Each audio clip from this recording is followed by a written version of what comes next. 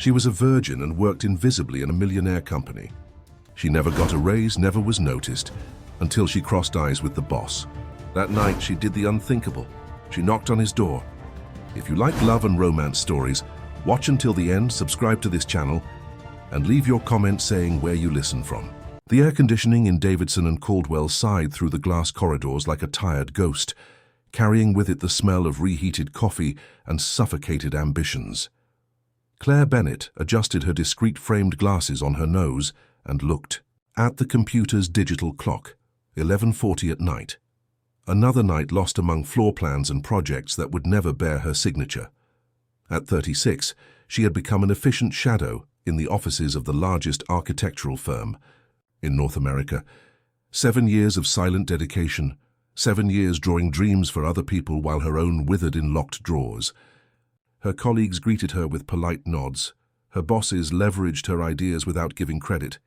And she accepted all of this like one accepts rain, inevitable, constant, necessary for other things to flourish. But Claire wasn't merely resigned. She was wounded, deeply wounded by scars that nobody saw, but that she carried like a second skin. She had never been touched with desire, never felt hands that explored her body with tenderness. The few casual encounters of her adult life had ended in panic, cold sweat, and mumbled excuses as she hastily dressed. Her body was a territory protected by high walls, and she had learned to live alone within this fortress. That Thursday night, while organizing the files that had accumulated on her desk during the week, her fingers bumped into a yellowed leather folder she didn't remember seeing before. The paper was stained by time, and the edges were crumbling like dried petals. There was a red stamp in the upper right corner. Confidential. Project cancelled. 1994. Claire hesitated.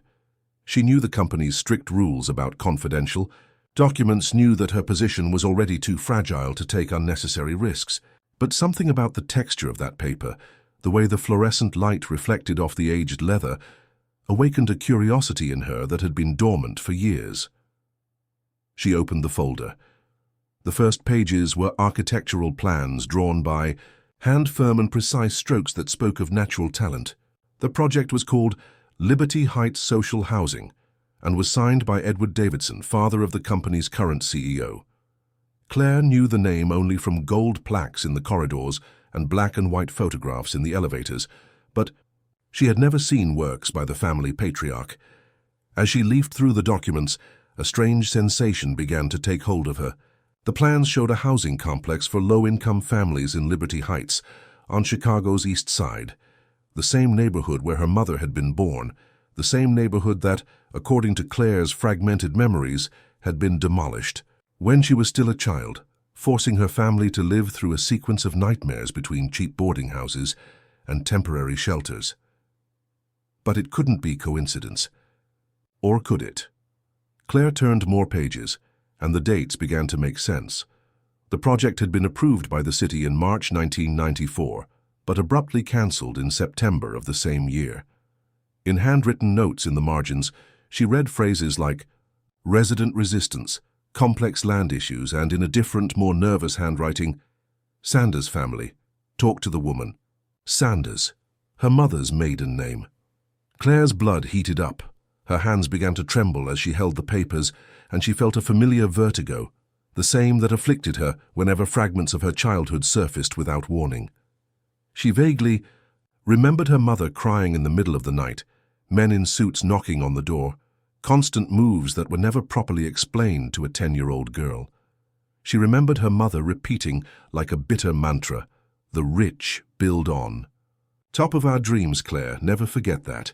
Now at 36, holding in her hands a project that might explain the beginning of all her tragedies, Claire felt something she hadn't felt in a long time. Anger. Pure, hot, transformative anger.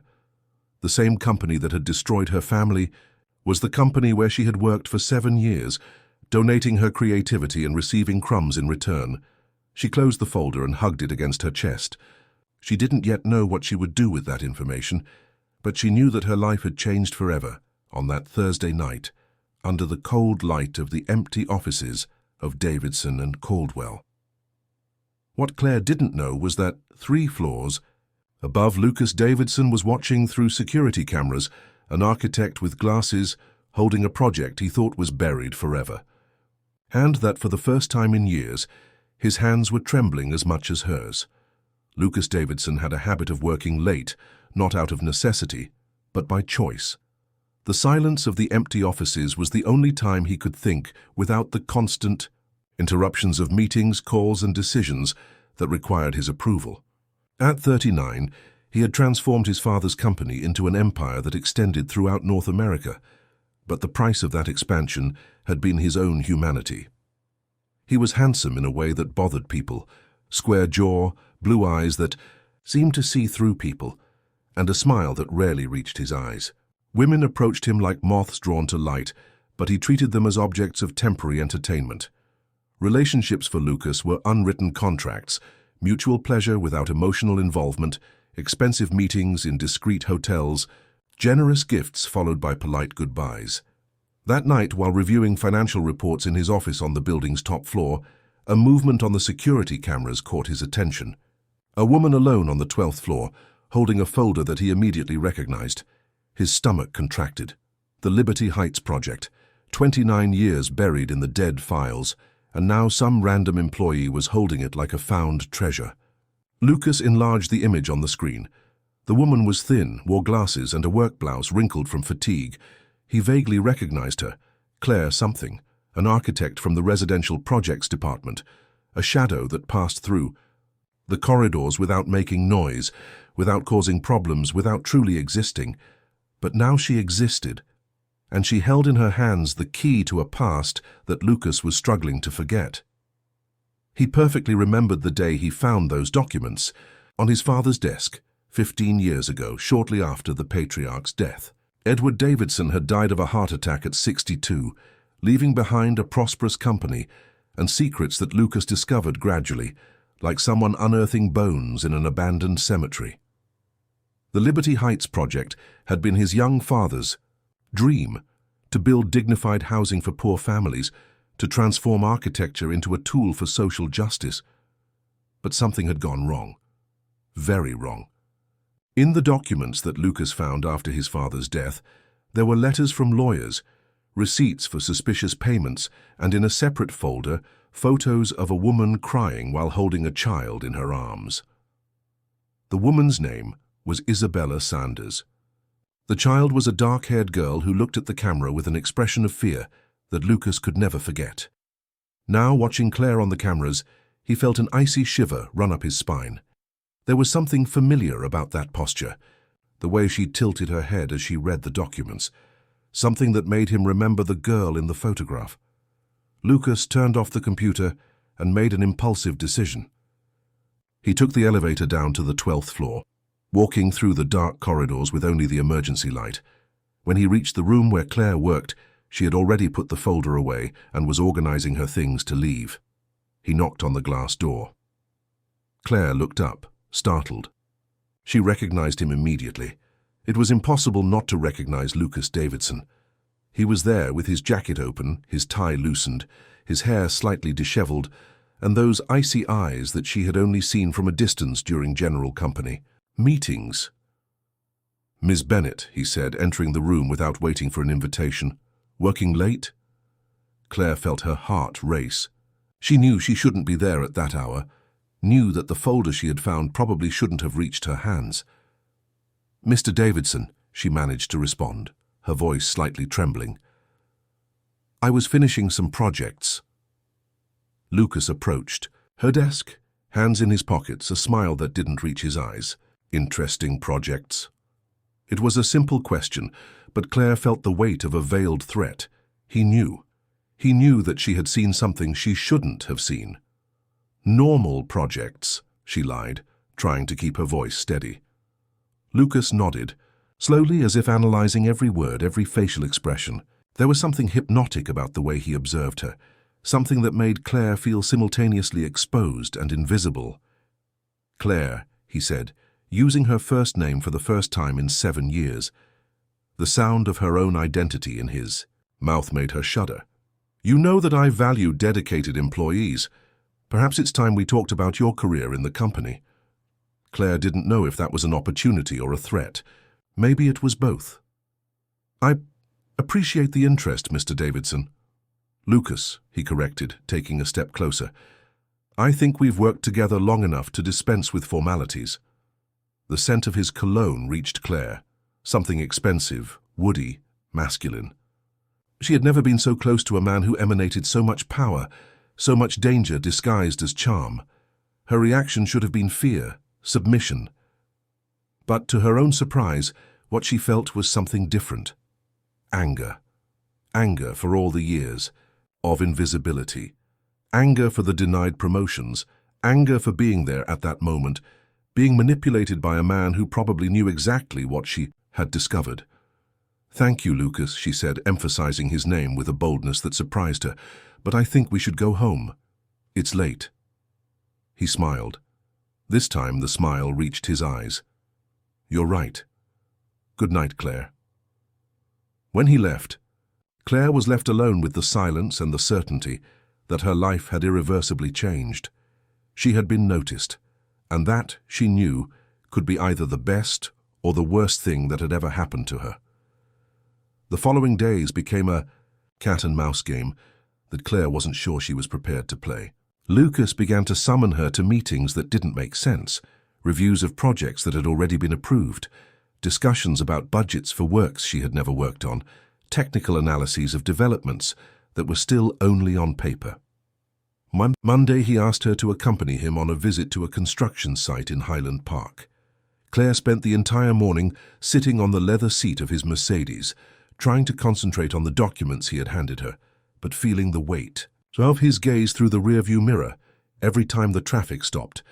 They talked about schedules and construction materials, but there was an electric tension in the air that made each word loaded with double meaning. On Wednesday, it was a last-minute trip to Naperville to evaluate a plot of land that the company was considering buying.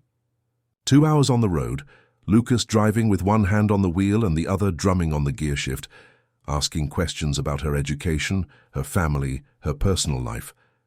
Questions that seemed casual, but that Claire knew were meticulously calculated. "Are you from Chicago originally?" he had asked, his eyes fixed on the road.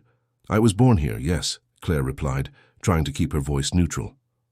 "What area?" "East Side. Liberty Heights." The words came out before she could think better. She saw Lucas's fingers tighten on the wheel. "Liberty Heights," he repeated, as if testing the taste of the word. "Interesting neighborhood. A lot has changed there. In recent years." Claire felt her stomach contract. It wasn't a coincidence. Nothing that was happening was a coincidence. On Friday, he asked her to stay late to review the plans for a new residential condominium. When Claire arrived at the meeting room at 8 at night, Lucas was alone, the table covered with architectural plans, 2 cups of coffee still steaming. "Thank you for staying," he said, indicating the chair next to his. "I need a technical eye on these projects." Claire sat down, keeping a safe distance, but noticed that Lucas had positioned himself so that, every time she leaned over to analyze the plans, their shoulders almost touched. His cologne, now familiar, made her slightly dizzy. They worked. In silence for almost an hour, just the sound of papers being turned and occasional technical comments, but Claire felt his eyes on her constantly. When she finally looked up, she found him watching her with an expression she couldn't decipher. "You're very talented," Lucas said, his voice lower than normal. "I've always known that, but never had the opportunity to work directly with you." Claire felt her face heat up. "Thank you. Why have you never applied for a promotion? Never asked for a raise? In 7 years, you've never come to my office to claim recognition." The question caught her by surprise. It was too direct, too personal. "I always thought my work would speak for itself." Lucas laughed, a low sound without humor. "Work never speaks for itself, Claire. People do. And you've always been very quiet. Maybe I didn't have anything important to say. Or maybe you had 2 important things to say." He leaned slightly toward her. "Everyone has secrets, Claire. Some are more dangerous than others." The phrase hung in the air like a threat or an invitation. Claire didn't know how to distinguish anymore. What she did know was that something inside her was changing. His proximity, the constant attention, the way he pronounced her name, all of this awakened sensations that she had buried a long time ago. For the first time in years, she felt desired. And that scared her as much as it excited her. "It's late," she said, starting to gather her materials. "I should go home." "You should," Lucas agreed, but didn't move. "Claire?" She stopped, still with her back to him. "That project you found last Thursday. What did you think of it?" Claire closed her eyes. There it was. The question she knew would come sooner or later. When she turned to face him, she saw that the mask of charm had fallen. In his eyes, there was something raw, vulnerable. "I thought it was a beautiful project," she said carefully. "A shame it was cancelled. Did you research it?" "No." Liar. The word cut through the air between them like a blade. Lucas walked to the window that overlooked the illuminated city. "Do you know who Isabella Sanders was?" The name hit Claire like a punch to the stomach. Her legs trembled and she had to lean on the table to keep from falling. "That's a conversation we need to have," Lucas continued without turning. "But not here, not now." Claire felt tears burning her eyes. "Why are you doing this to me?" Lucas finally turned. There was pain in his eyes, a deep old pain. "Because I need to know the truth, and because you deserve to know too." He approached her slowly as if dealing with an injured animal. "Claire, you may have gone unnoticed for 7 years, but I always knew you were here. Always." When he extended his hand to touch her face, Claire didn't back away. For the first time in her life, a man's touch didn't make her want to run. It made her want to get closer. "Let's discover the truth together," Lucas murmured. "But first, you need to trust me." Claire looked into his eyes and realized it was already too late to back out. She already trusted him, and that terrified her. The weekend passed like a blur of anxiety and expectation. Claire couldn't concentrate on anything. Neither the books she tried to read, nor the movies she started to watch, nor the cleaning she did 3 times in the small and impeccable apartment where she lived alone. Lucas's promise echoed in her. "Mind, let's discover the truth together." On Monday, she arrived at the office with a mixture of dread and anticipation. She expected to be called to another strange meeting, another investigative outing, another conversation loaded with subtext. But what she found was something completely different. An email in her inbox announcing her promotion to senior manager of special projects, with a 40% salary increase and immediate transfer to an office on the 42nd floor, the same floor as the presidency. Claire read the email 3 times, her heart beating erratically. She knew she should feel happy, fulfilled, finally recognized, but all she felt was a toxic mixture of gratitude and suspicion. Had she been promoted or bought? The new office was 3 times larger than the old one, with windows that gave a view of the entire city and furniture that seemed more expensive than everything she owned. There was even a small leather sofa and a coffee table, as if it were expected that she would receive important visitors. "Like the change," Lucas's voice made her turn. He was leaning against the doorframe, watching her with that smile that she was already learning to fear and desire at the same time. "I didn't ask for this," Claire said, trying to keep her voice steady. "I know that. It was my decision." He entered the room, closing the door behind him. "You deserved this promotion years ago, Claire. I just corrected an injustice." "Then why now?" "Why exactly now?" Lucas approached the window, hands in his pockets. "Because now we have work to do together. Special projects that require discretion and talent. You have both." Claire felt a wave of heat rise up her neck. "What kind of projects?" "The kind that can change lives, including ours." Before she could ask what he meant by that, Lucas took a golden key from his pocket. "Tonight, at 9 o'clock. Penthouse of the building. Use this key in the private elevator." Claire took the key, feeling the cold metal against the palm of her hand. "Why?" "Because that's where I keep the files that really matter, and because I need you to see something that might change everything you think about your family." Non sono sci. Rest of the day passed in slow motion. Claire tried to concentrate on the new projects she found on her desk, but her mind was fixed on the golden key and Lucas's words. At 8:30 at night, when the office was already practically empty, she picked up her purse and headed to the private elevator.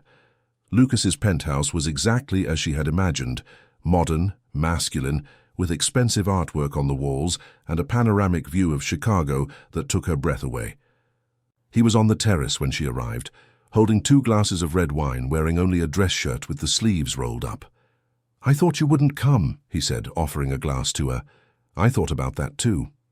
Claire accepted the wine, but didn't drink. "What do you want to show me?"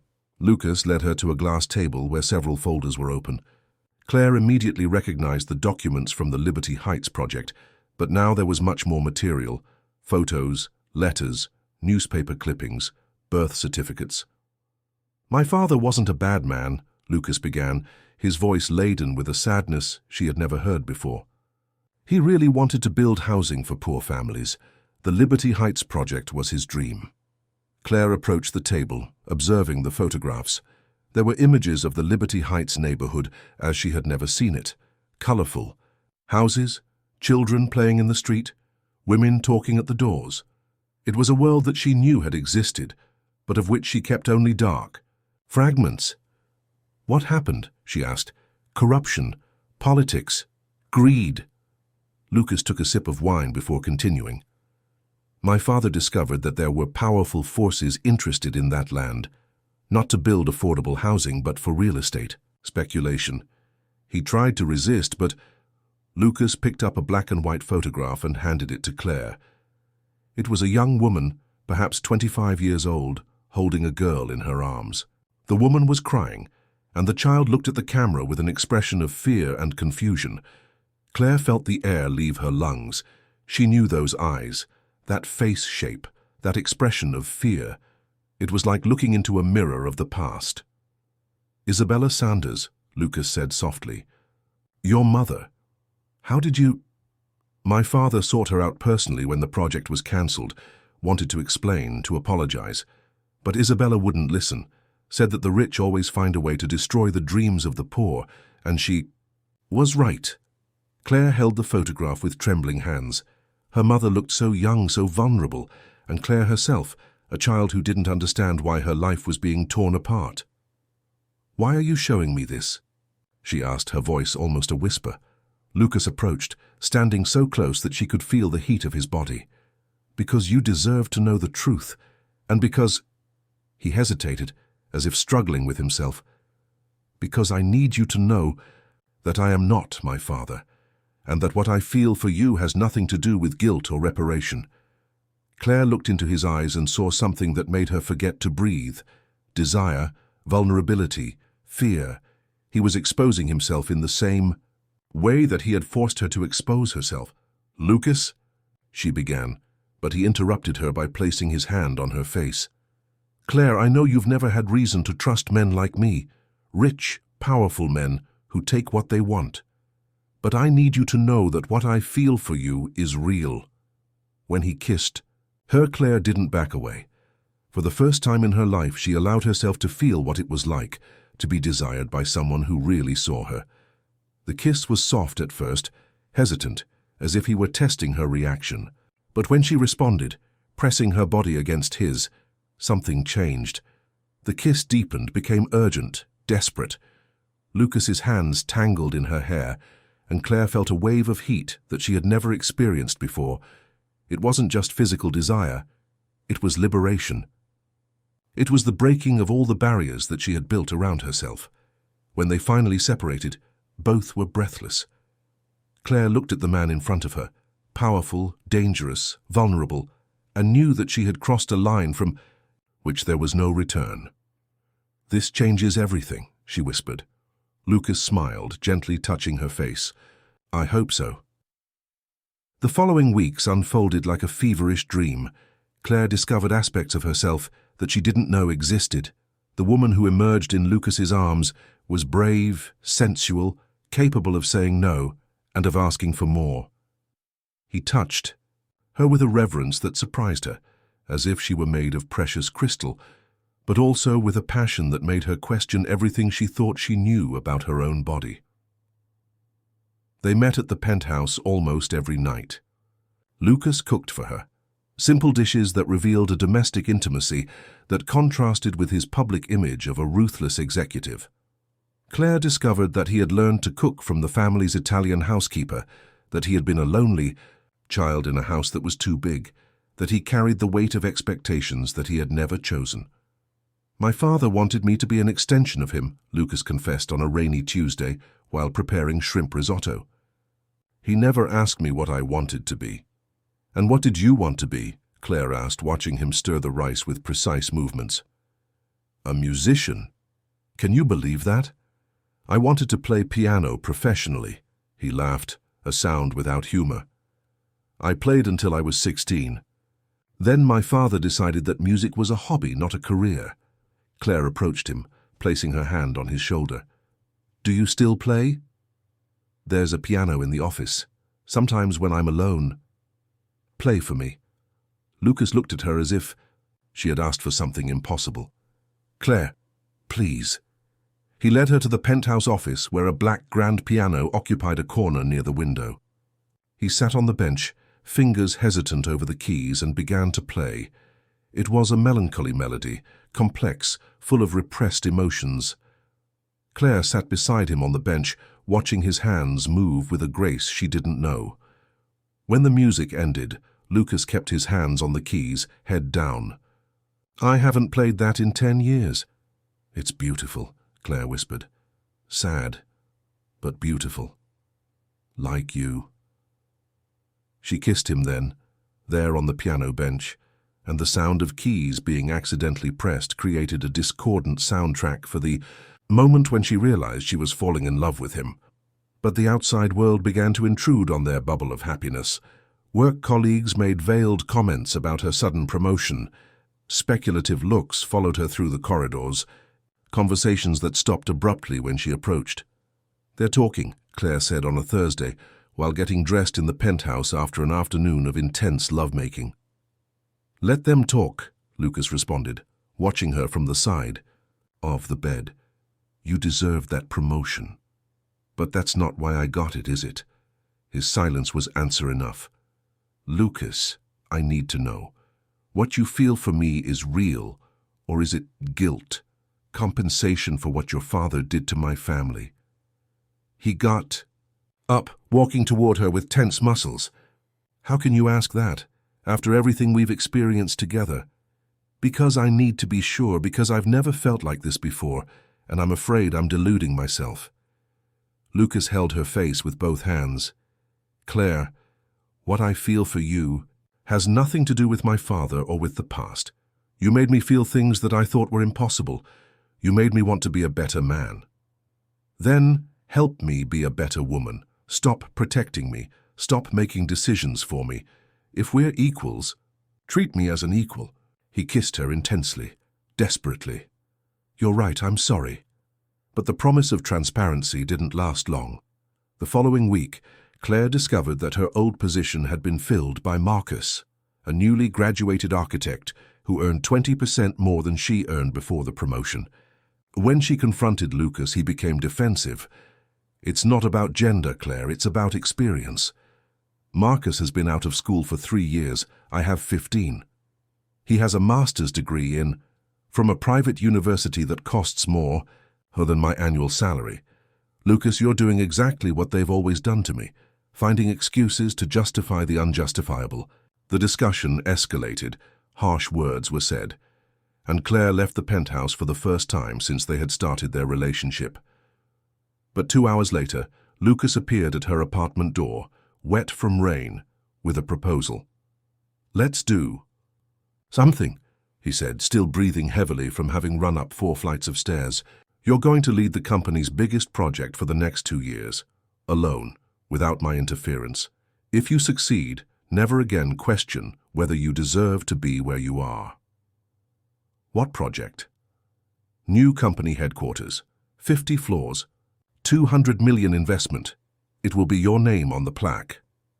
Claire looked at him, looking for signs of lying or manipulation, She found only determination and something that looked very much like pride. "And if I fail?" "You won't fail. But if you do, it will be on your own merits, not because I didn't believe in you." Claire extended her hand. "We have a deal." When they kissed on the threshold of her apartment door, with the rain falling outside and the uncertain future ahead, Claire felt that she had finally found not just a lover, but a partner. Someone who not only desired her, but who really believed in her. What she didn't know was that 3 blocks away, a man in a dark suit was photographing the kiss from inside a car, and that these photographs would be on Peter Sullivan's desk before dawn. The game had only just begun.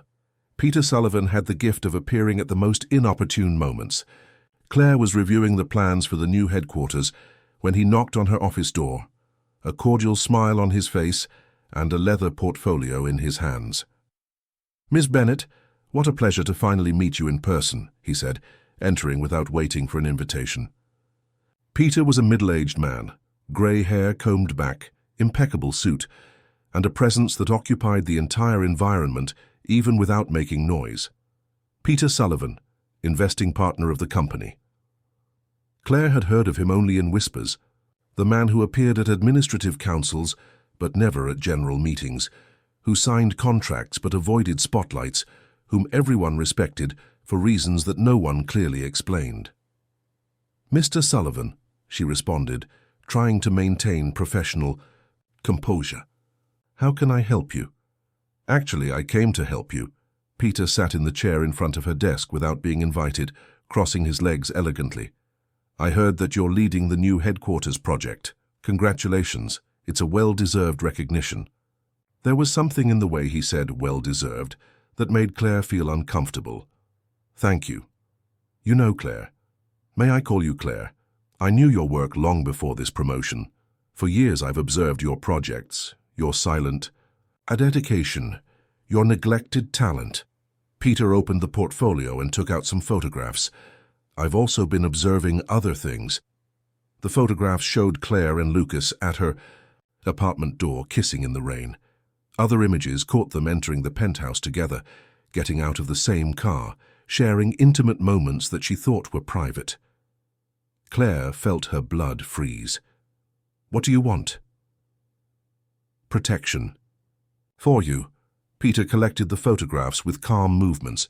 "You're an intelligent woman, Claire. Surely you perceive the delicate position you're in.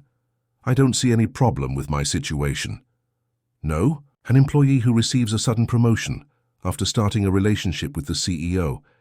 The press would love that story. Your colleagues too. And the Davidson family. Well, they can be very protective of the company's reputation." Claire stood up, trying to regain control of the situation. "If you're threatening me, Mr. Sullivan, on the contrary, I'm offering protection. You see, I know things about the Davidson family that not even Lucas knows, things that can put him in an even more delicate position than yours." Peter took another document from the portfolio, a birth certificate yellowed by time. "Do you remember your mother, Isabella Sanders?" "Remember that I'm not obligated to discuss my personal life with you." "Of course not, but I imagine you would like to know why Edward Davidson cancelled the Liberty Heights project." Peter placed the certificate on the table.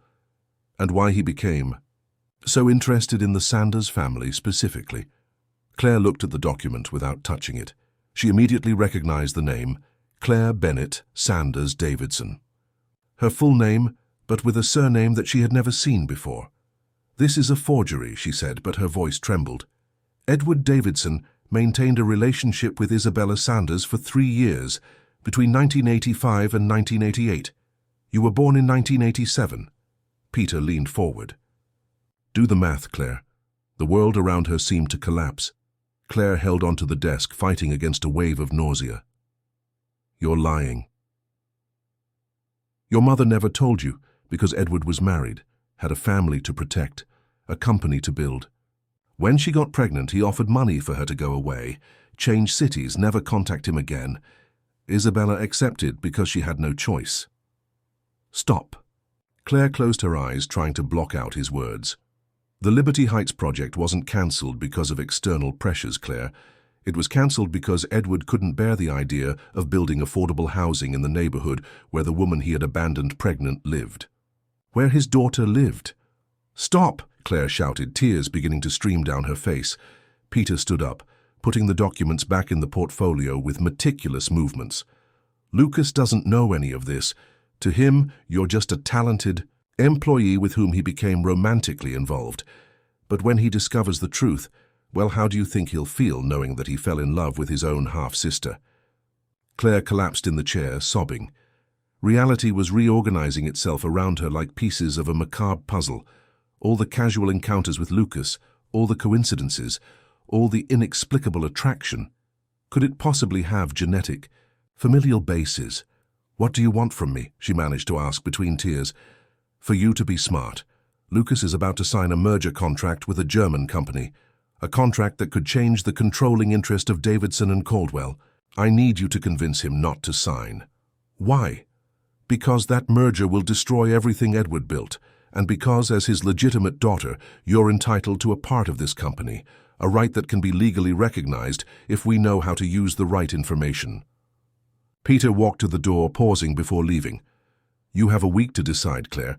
You can continue being your half-brother's lover, living a lie that will destroy both of you when it comes to light, or you can assume your legitimate place as heiress of the Davidson family." When he left, Claire was left alone with the ruins of everything she thought she knew about herself. She picked up the phone to call Lucas, but her hands were shaking so much that she couldn't dial the number. How could she look into his eyes knowing what she now knew?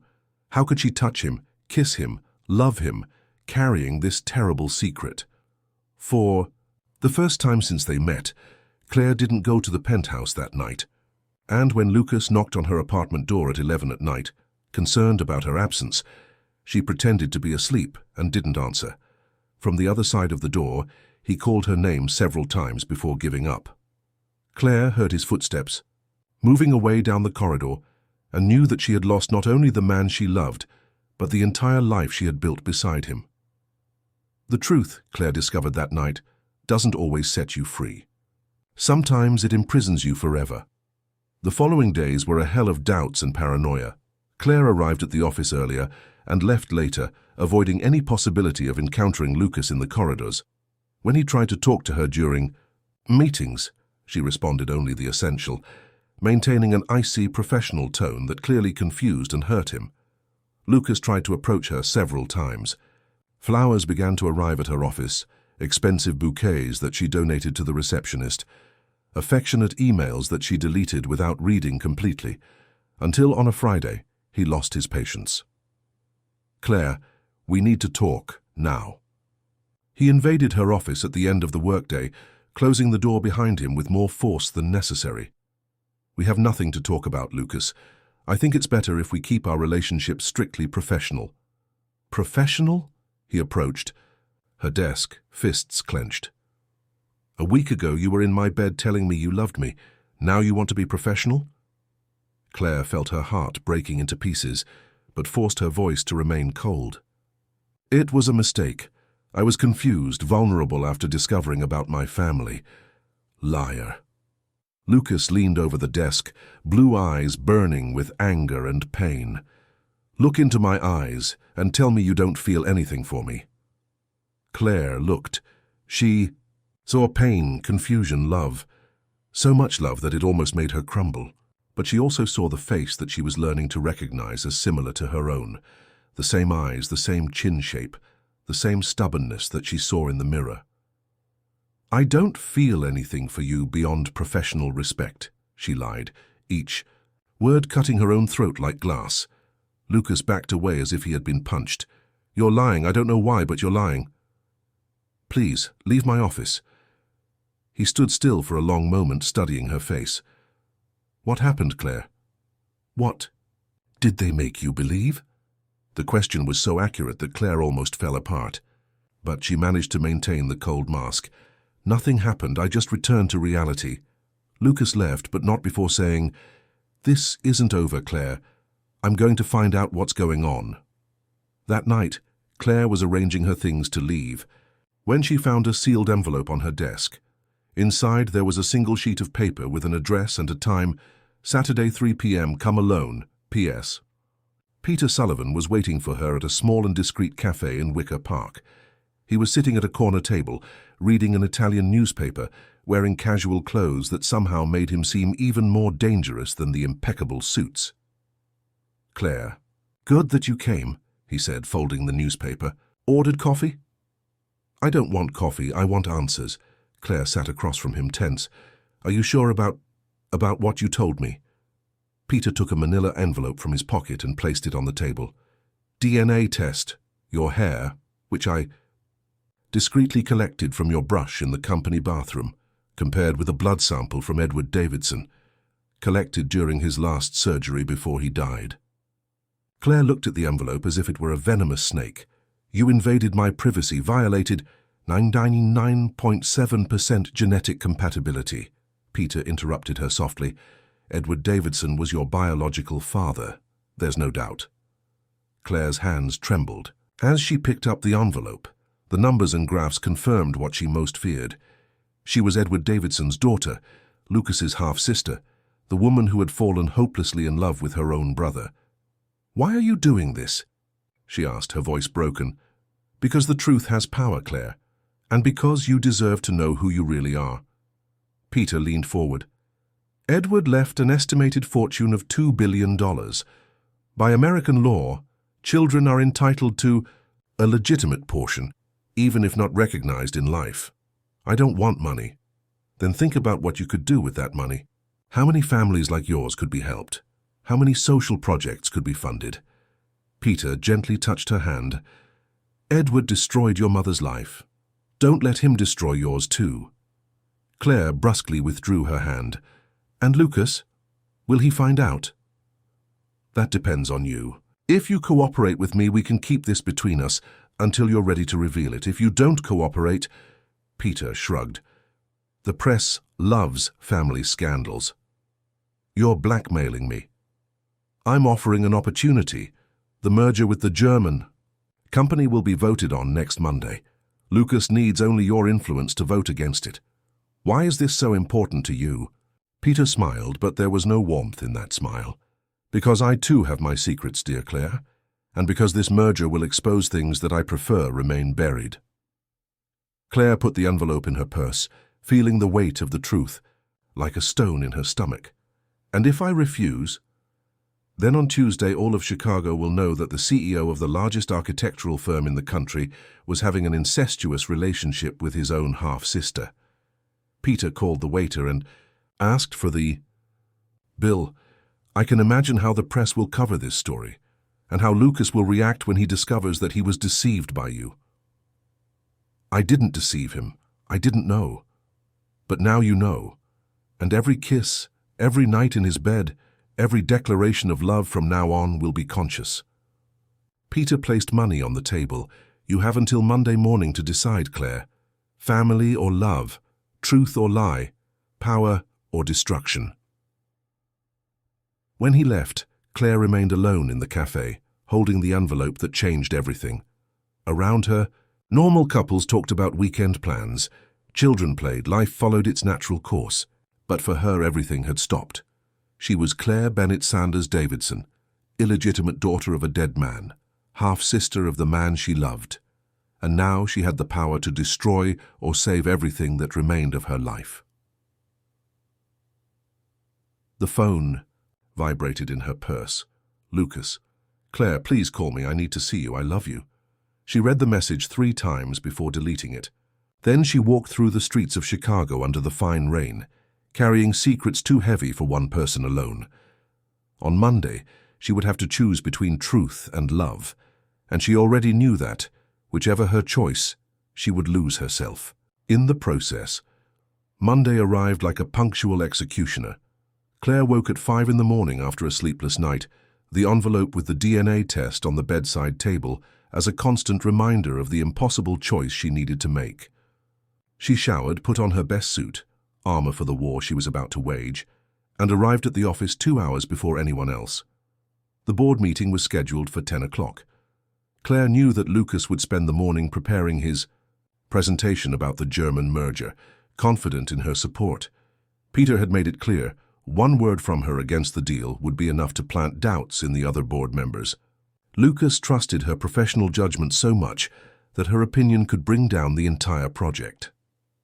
At 9:30, Lucas knocked on her office door. He looked tired, with deep circles under his eyes, and unshaven, signs that he too had spent the night awake. "Claire, may I come in? I need to talk to you before the meeting." She nodded, not trusting her own voice. When he closed the door and approached, she smelled the familiar cologne that still made her tremble inside. "I know something is wrong between us," he began, keeping a respectful distance. "I don't know what I did, but I want to fix it. You mean more to me than any business, any company."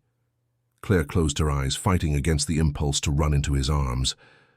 "Lucas, I love you, Claire. For the first time in my life, I really love someone.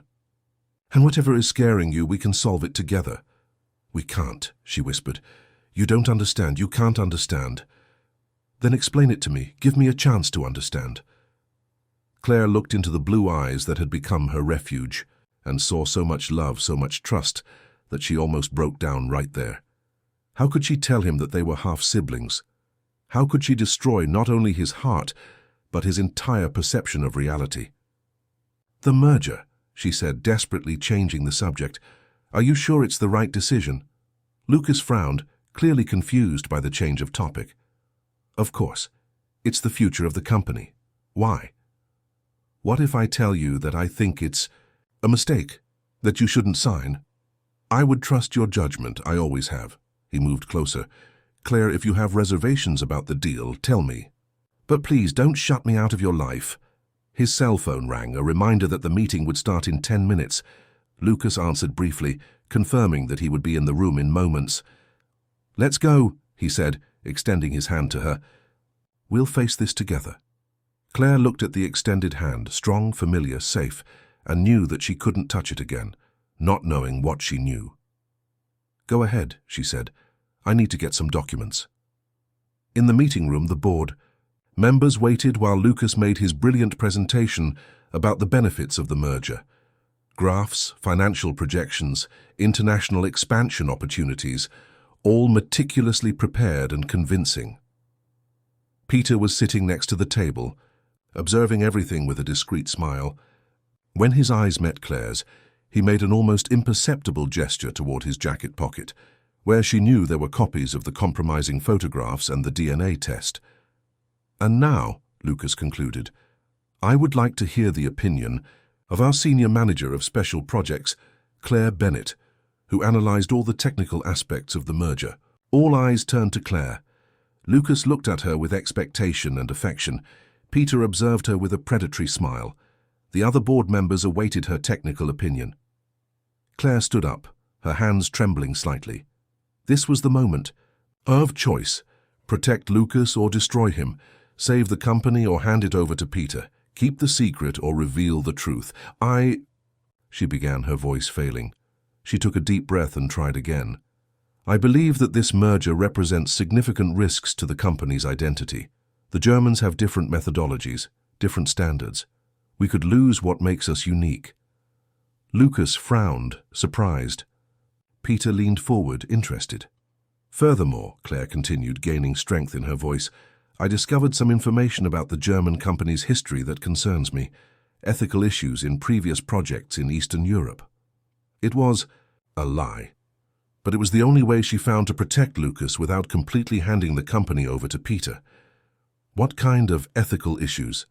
asked one of the board members. Claire improvised, creating a plausible scenario based on her professional experience. Forced displacement of local communities, construction in environmental preservation areas, labor in questionable conditions. Lucas was looking at her with an expression that she couldn't decipher. Surprise, disappointment, confusion. "Claire, you didn't mention any of this in our preliminary conversations." "Because I only discovered it yesterday, and I thought it important to share with the board before the vote." Peter spoke for the first time. "These are serious accusations, Ms. Bennett. Do you have documents that prove these allegations?" Claire knew she was walking on a tightrope. "I'm working to get official documentation, but I believe we should be cautious." The meeting extended for 2 more hours. In the end, the board decided to postpone the vote for a week until Claire could present concrete evidence about her allegations. When everyone left, Lucas stayed behind. "What was that, Claire?" His voice was laden with hurt. "You sabotaged my project. Why?" Claire couldn't look him in the eyes. "It was the right thing to do." "The right thing?" Lucas slammed his hand on the table. "I trusted you. I gave you responsibility, autonomy, shared my dreams with you. And you betrayed me in a board meeting?" "I didn't betray you." "No? Then what do you call this?" He walked to the window that overlooked the illuminated city, hands in his pockets, shoulders tense. "You know what hurts me the most, Claire? It's not even the professional sabotage. It's that you've been running from me for 2 weeks and don't have the courage to tell me why." Claire felt tears burning her eyes. "Lucas, I understand," he said, still with his back to her. "You got tired of the relationship, of me, of the pressure of being with someone like me. It's all right, but at least have the decency to be honest." "You're wrong." Lucas turned and she saw that his eyes were also watery. "Then prove it to me. Tell me what's really going on." Claire opened her mouth, the words, "You are my half-brother," burning in her throat. But she couldn't pronounce them. Instead, she said the only thing she could, "I can't, and you can't insist." Lucas looked at her for a long moment, as if memorizing her face. "I understand. Then I think it's better to transfer the new headquarters project to another architect. It will be better for all of us." He left the room without looking back. Claire collapsed in a chair and cried until she had no more tears. Outside, Peter observed everything through the glass of the door. His plan was working perfectly. Claire was isolating Lucas, destroying his trust, sabotaging his projects. In a week, he would have total control of the situation. What Peter didn't know was that Claire had made a decision during that meeting, a decision that would change everything.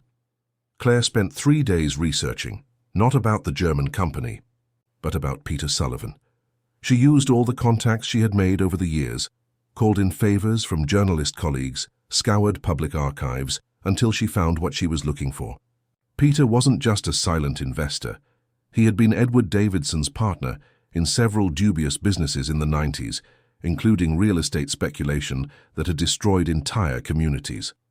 On Thursday, she requested a private meeting with Lucas. He accepted, but chose the formal office instead of the penthouse, a distance that broke her heart. "You have 5 minutes," he said, without raising his eyes from the documents he was reviewing. "I'm busy transferring your projects to other architects." Claire placed a folder on the desk. "Peter Sullivan is not who you think he is." Lucas finally looked at her. "What are you talking about?" "He was your father's partner in at least 12 ventures between 1992 and 1998. Claire showed documents, photographs, contracts. "He helped your father destroy the Liberty Heights neighborhood, and now he wants to use you to cover up the crimes of the past." Lucas examined the papers, his face growing increasingly pale. "How did you discover this?" "Because I needed to understand why he's pressuring me." Claire took a deep breath. "Lucas, Peter knows things about me, things that can destroy us." "What kind of things?" Claire had rehearsed that moment 1,000 times. She knew she couldn't tell the complete truth, not there, not yet, but she could tell part of it. "My mother. She knew your father. They had a relationship." The words came out like glass. "Peter is using that to blackmail me. Wants me to sabotage your business so that he can take control of the company." Lucas stood up abruptly, walking to the window. "How long have you known this?" "A week, since Peter approached me." "And you didn't tell me because?" "Because I was afraid." Claire approached him, but kept her distance. "Afraid of how you would react. Say afraid of what it means for us." Lucas turned to face her. "What else does he have on you?" Claire hesitated. It was her chance to tell everything, to confess about the DNA test, about them being half-siblings. But when she looked into his eyes, still hurt, but beginning to show understanding, she couldn't destroy what remained between them. Photographs of us, Evidence of our relationship. He threatens to leak everything if I don't cooperate. Lucas closed his eyes, processing the information. That's why you've been distant. That's why you sabotaged the meeting. I didn't know what to do. I wanted to protect you, but instead you pushed me away. Lucas approached her, gently touching her face. Claire, do you think I care about scandals? About what the press will say? Claire melted under his touch, a month of longing exploding in her consciousness.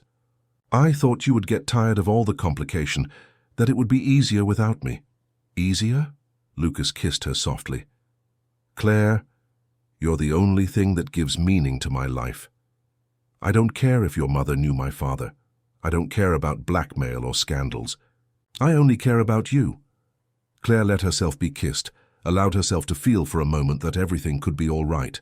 But deep in her chest, the truth about them being half-siblings continued to corrode her happiness like acid. What do we do about Peter? She asked when they separated. We face him together. Tomorrow at the board meeting, you're going to tell everything. About the blackmail, about his dirty business with my father, about everything. And if he shows the photographs? Lucas smiled, the first genuine smile she had seen from him in weeks. Then the whole world will know that I love the most incredible woman in Chicago. I think I can live with that. That night, for the first time in a month, Claire went to the penthouse. They made love with a desperate intensity, as if they knew it could be the last time. Lucas kissed her like someone praying, touched her body like someone memorizing a sacred map. Claire recorded every second in her memory, because she knew that when the complete truth came to light, moments like that would become impossible.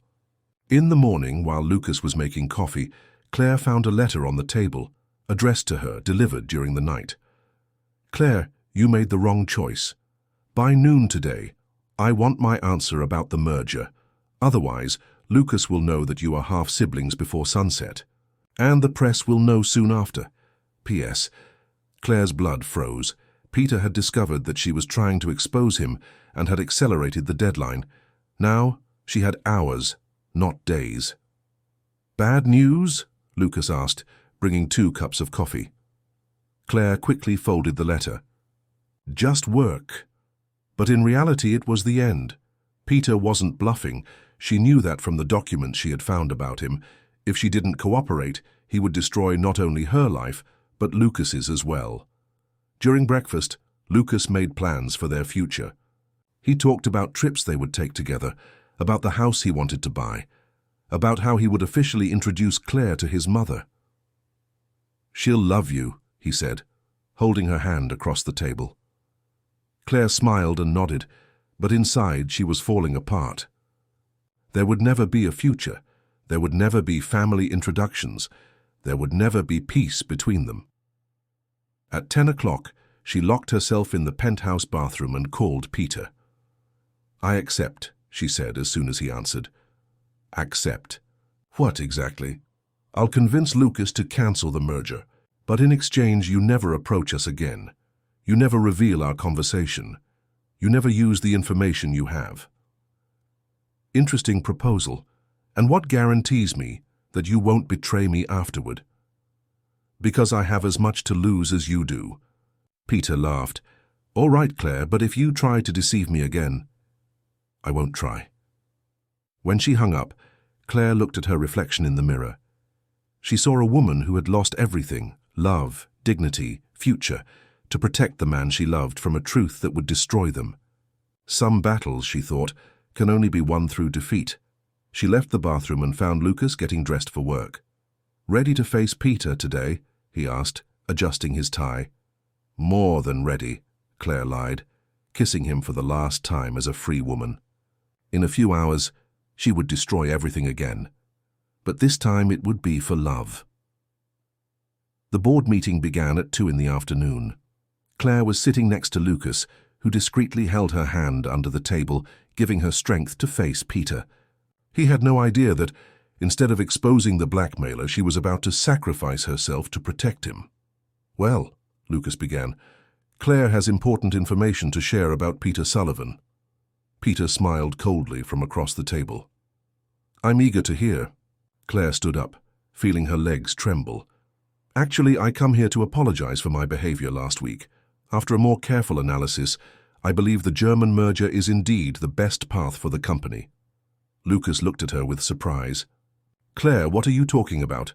Yesterday you showed me. I was wrong, she interrupted him, avoiding his gaze. The information I found about the German company was inconclusive, and I need to confess something to all of you. The silence in the room became dense. Lucas squeezed her hand, trying to understand. I maintained an inappropriate personal relationship with the CEO of the company, Claire continued, her voice gaining strength through the pain. That compromised my professional judgment. Therefore, I believe it's better for me to step away from strategic decisions and leave the company. Claire, no. Lucas stood up abruptly. You don't need to. Lucas, please. She finally looked into his eyes, putting all the love she felt into that look. It's the right thing to do. Claire took from her folder an already prepared resignation letter and placed it on the table. I apologize for the embarrassment I caused and wish success to the merger. Peter watched everything with barely disguised satisfaction. Claire had sacrificed everything, career, love, dignity, to protect Lucas. It was more than he could have asked for. Miss Bennett, Peter said, his mellifluous voice, I'm sure the board understands your position, and I personally admire your integrity in stepping away from a compromising situation.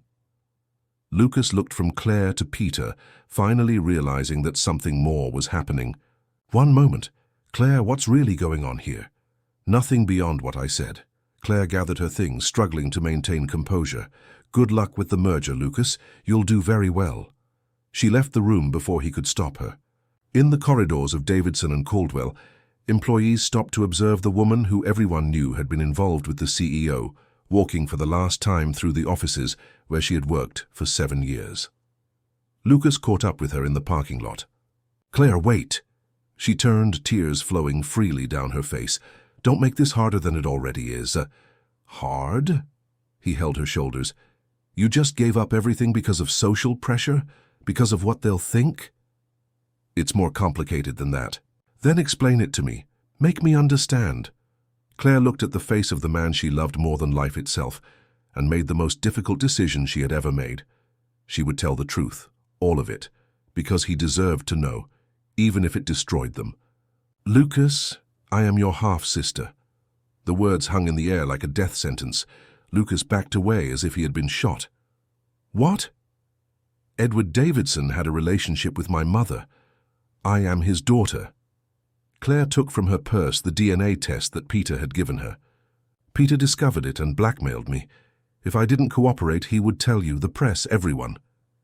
Lucas took the paper with trembling hands, reading the results 1, 2, 3 times. When he finally looked at her, there was horror in his eyes. We are. He couldn't finish the sentence. Half-siblings, I only discovered it 2 weeks ago. That's why I pulled away. That's why I sabotaged the meeting. I was trying to protect you. Lucas leaned against the car, as if his legs could no longer support him. My God, Claire, what we did. We loved each other, she said, her voice firm despite the tears. We didn't know the truth, but we truly loved each other. How am I going to live with this? How am I going to look at you knowing? You won't. Claire opened the car door. I'm leaving today. I'm going to leave Chicago, start over somewhere else. You'll never have to see me again. Claire. Be happy, Lucas. Marry someone suitable. Have children. Build the life you deserve. And if one day you remember me, remember that I loved you more than anything in this world. She got into the car and drove away, leaving Lucas standing in the company parking lot. The company of his father, a father that they had shared without knowing. 2 years passed like a lifetime. Claire moved to Spain, where she used her savings to study social architecture and start a small office focused on projects for women, victims of violence. The work was her therapy, her way of transforming pain into something useful. Lucas resigned from his position 3 weeks after her departure, citing personal problems. Peter took control of the company, but without Claire to manipulate and without Lucas to bring down, his schemes lost strength. The German merger never materialized. On a rainy afternoon in Barcelona, Claire was at the opening of her first solo exhibition, Architecture of New Beginnings, Safe Houses for Women in Transition. when she saw a familiar face among the visitors. Lucas was thinner, with a greying beard and simple clothes. There was a serenity in his eyes that she didn't remember seeing before. They met in front of the main model, a house with large windows and integrated spaces designed for women who needed to rebuild their lives. "It's beautiful," he said simply. "Thank you. You for coming. I read about the exhibition in an American newspaper. I couldn't stay away." They remained in silence for a moment, watching people admire her work. "How are you?" Claire finally asked. "Learning to live with myself, doing therapy, working with social projects in the United States, trying to repair some of the damage that my family caused." Lucas looked at her. "And you?" "Rebuilding, day by day." "Claire." Lucas hesitated. "I need you to know, I don't regret having loved you. Even knowing everything now, I don't regret what we felt." Claire felt tears burning her eyes. "Lucas, we don't choose our family. We don't choose the circumstances, but we choose how to respond to them." He gently touched her hand. "You chose to protect me, even when it cost you everything. You chose to transform pain into purpose. You chose to love, even when loving was impossible." Claire looked into his eyes and saw peace, not happiness, but peace. And she understood that perhaps it was possible for them to find a way to coexist in the world without destroying each other. "Can we be friends?" she asked. "Someday." "We can try." They embraced then, not as lovers, but as two people who had survived the impossible and found a way to continue living. The love between them would always exist, transformed into something different but no less real. When Lucas left the exhibition, Claire stood watching him go. There was no happy ending. In the traditional sense, there would be no marriage, children, life built together. But there was something rarer: forgiveness, understanding, and the certainty that true love sometimes manifests through the ability to let go. Claire returned to the model of her safe house, thinking of all the women she would still help, all the lives